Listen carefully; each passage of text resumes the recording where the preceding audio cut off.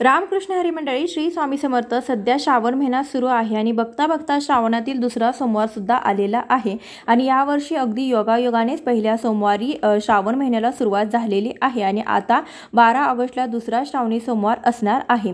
तर या दुसऱ्या श्रावणी सोमवारी शिवपूजन अत्यंत सोप्या पद्धतीने कसे करावे, शिवामूठ कोणती अर्पण करावी, कशी वाहावी, तसेच आपल्या मनातील इच्छा पूर्ण करण्यासाठी आपण या सोमवारी काय करू शकतो, मंत्र कोणता, उपवास कसा, अशी संपूर्ण माहिती या व्हिडिओमध्ये देणार आहे. त्यासाठी व्हिडिओ संपूर्ण पहा. चॅनलवरती नवीन असाल तर सबस्क्राइब करायला विसरू नका. शिवपूजनासाठी श्रावण महिना हा सर्वोत्तम मानला जातो आणि सोमवारी हा शंकराचा वार असल्यामुळे श्रावणी सोमवारला विशेष महत्त्व प्राप्त होते. शिवपुराणामध्ये श्रावण सोमवारच्या व्रताला विशेष महत्त्व आहे. श्रावणी सोमवारी व्रत करत असताना, उपवास करत असताना ते अत्यंत फलदायी मानलं जातं. त्यामुळे पहिल्या श्रावणी सोमवारी सर्वांनी अगदी उत्साहात आनंदाने शिवाचे पूजन व्रत केलं असेल, शिव मंदिरामध्ये जाऊन महादेवांचे दर्शन घेतले असेल, तर आता दुसरा श्रावणी सोमवार 12 ऑगस्टला आहे आणि या दिवशी श्रावण शुक्ल पक्षाची सप्तमी देखील आहे. त्यामुळे या मुहूर्तामध्ये शिवांची पूजा करणं अत्यंत शुभ आणि फलदायी ठरणार आहे. तर या दिवशी म्हणजे पहिल्या सोमवारप्रमाणे आपल्याला दुसऱ्या श्रावणी सोमवारी सुद्धा सकाळी लवकर उठायचं आहे. जी काही आपली साफसफाई असेल तर ती करून घ्यायची आहे. त्यानंतर स्वच्छ स्नान करायचं आहे. शक्य असेल तर या दिवशी तुम्ही स्नान करताना अंघोळीच्या पाण्यामध्ये थोडंसं गंगाजल अवश्य मिसळा. त्यामुळे आपल्या पूर्ण शरीराची शुद्धी होते आणि पवित्र गंगेमध्ये स्नान केल्याचं पुण्य सुद्धा आपल्याला मिळतं. त्याचबरोबर स्वच्छ स्नान करून झाल्यानंतर आपल्याला शक्य असेल तर पांढरं वस्त्र घालायचं आहे. शिवाला पांढरा रंग अतिशय प्रिय असल्यामुळे दुसऱ्या श्रावणी सोमवारी पांढऱ्या वस्तू अर्पण केल्या जातात. आता स्नान करून झाल्यानंतर आपल्याला रोजची देवपूजा करायची आहे, पण त्यापूर्वी आपल्याला देवघरामध्ये किंवा तुमच्या देवारामध्ये आपल्याला गंगाजल शिंपडायचं आहे किंवा घरातील बाथरूम सोडून तुम्ही संपूर्ण घरामध्ये सुद्धा गंगाजल शिंपडू शकता. यामुळे आपल्या संपूर्ण घराची शुद्धी होते, घरामध्ये एक पवित्रता निर्माण होते, सकारात्मक ऊर्जेचा प्रवाह होतो. त्यामुळे या दिवशी तुम्ही शक्य असेल तर गंगाजलाचा जास्तीत जास्त वापर करा किंवा पूजेत गंगाजलाचं अनन्यसाधारण असं महत्त्व आहे. त्यामुळे शिवलिंगावरती सुद्धा तुम्हाला अभिषेक करताना तुम्हाला जलाभिषेकासोबत गंगाजलाचा सुद्धा अभिषेक करायचा आहे. गंगाजल म्हणजे पवित्र गंगेचं पाणी. जर तुम्ही कुठे मोठ्या देवस्थानाच्या ठिकाणी गेला, तिथे एखादी नदी असेल तर त्या पवित्र नदीचे पाणी तुम्ही घरी आणू शकता किंवा हल्ली विकत सुद्धा गंगाजलाची बॉटल मिळते, तर ती सुद्धा घरी आणून वापरू शकता. कारण शिवपूजेमध्ये गंगाजलाला अतिशय महत्त्व सांगितलेलं आहे. त्यामुळे अशा महादेवांना प्रिय असणाऱ्या गोष्टी जर आपण अर्पण केल्या तर आपल्यावरती ते नक्कीच प्रसन्न होतील आणि आपल्या सर्व इच्छा पूर्ण करतील. मग रोजची देवपूजा झाल्यावर आपण या दिवशी विशेष अशी शिवलिंगाची पूजा देखील करायची. जर तुम्हाला सकाळी पूजा करायला वेळ नसेल तर अशी शिवपिंडीची पूजा तुम्ही सायंकाळी म्हणजे प्रदोषकाळी सुद्धा करू शकता.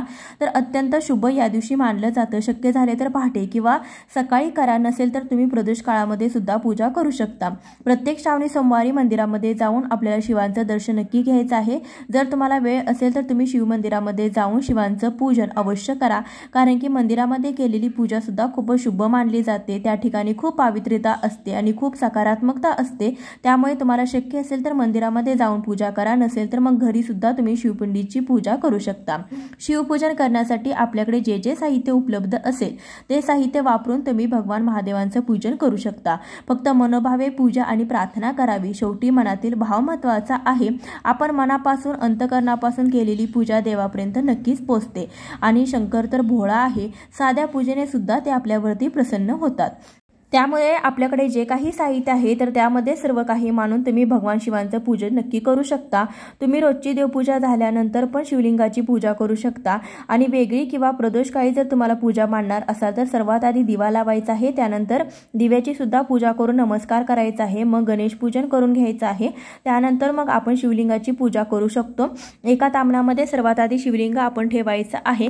सर्वात आधी शिवपिंडीवरती जलाभिषेक करायचा, त्यामुळे शुद्ध पाण्याचा अभिषेक करायचा आणि त्यानंतर थोडासा गंगाजलाचा अभिषेक करू शकता. त्याचबरोबर आपण दुधाचा अभिषेक करू शकतो. शक्य असेल तर पंचामृताचा अभिषेक करू शकतो.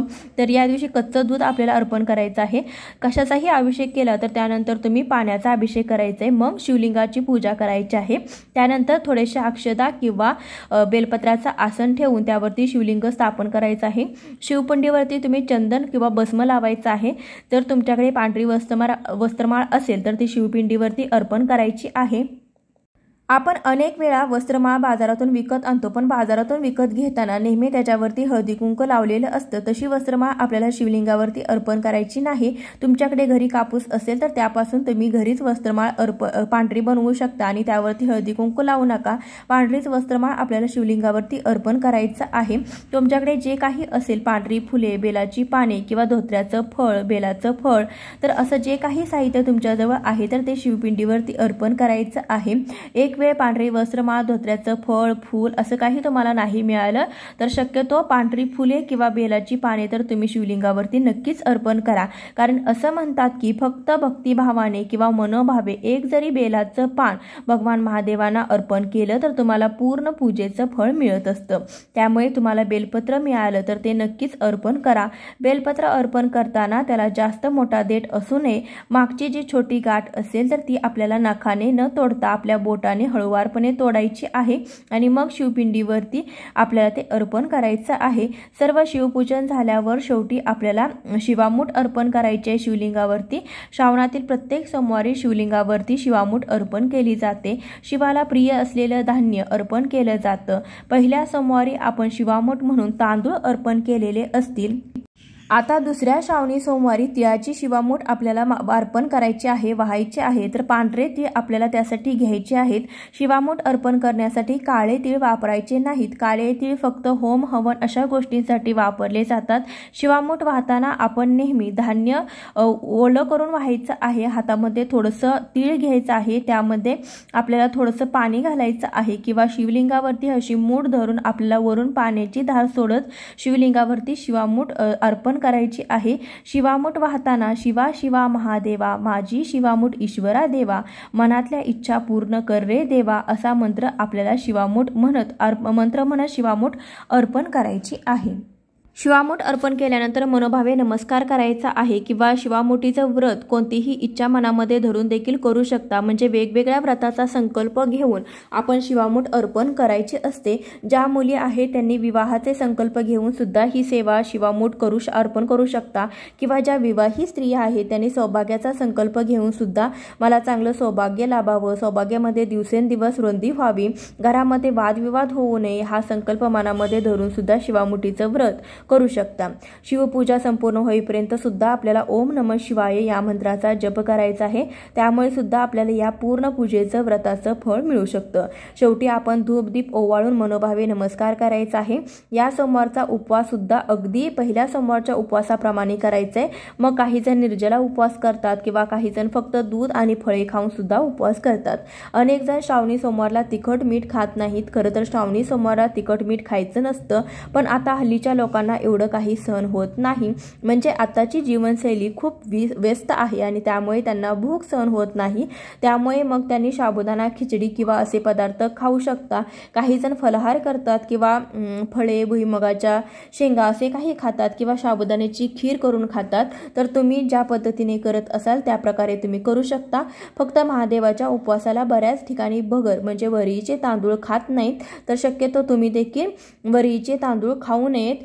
शुद्ध भाव मनामध्ये ठेवून व्रत आणि पूजा केली तर त्याचं फळ तुम्हाला नक्कीच मिळेल. मग अशा प्रकारे तुम्ही तुमच्या सोयीनुसार सर्व काही करा.